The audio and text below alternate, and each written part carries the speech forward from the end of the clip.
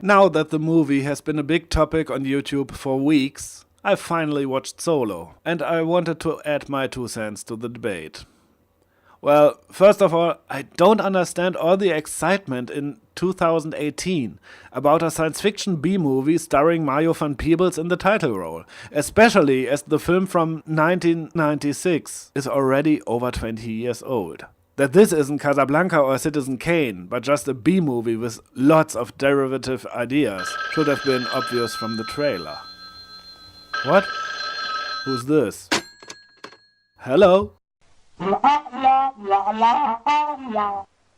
Oh, the current debate is not about this Solo, but about another, much newer movie? Oh, okay, my mistake. Thanks for the call.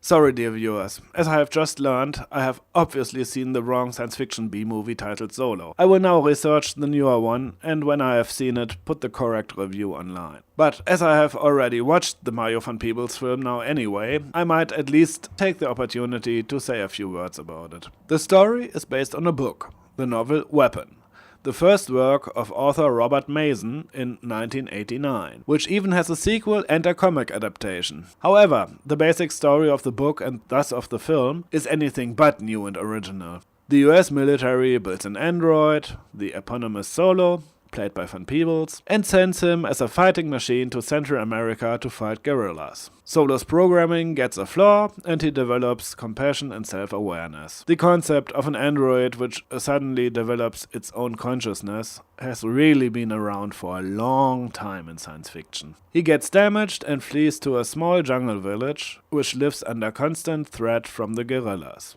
In exchange for energy, he protects the village and befriends a boy. The US military, of course, wants its android back and sends a Black Ops team with the mission to either terminate or retrieve it. The leader of the Black Ops unit is played by William Sadler, who is committed to playing villain roles and can be described as something like the TV version of Willem Dafoe. And even Adrian Brody has a small role as the creator of Solo. After some back and forth, which I don't want to spoil here, there's a big final boss fight between Solo and an upgraded version, which has the look of William Sadler's Black Ops character and is called Solo Mark II. Anyone familiar with the science fiction genre will be able to predict the story plot point for plot point, and with a budget of $19 million, the movie doesn't exactly look great visually either. The movie audience also seemed to have thought so in 1996, because the film earned just $5 million.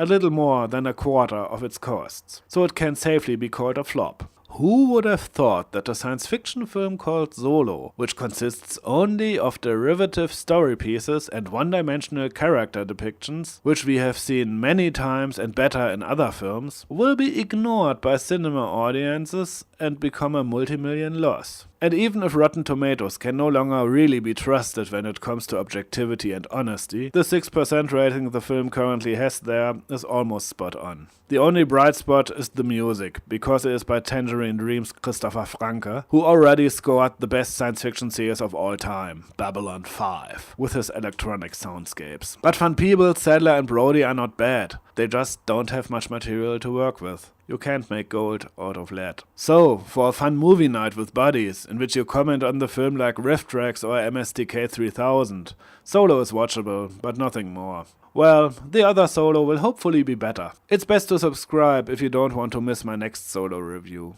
Until then, many thanks for watching, please leave a like or share it in social media. See you in hell.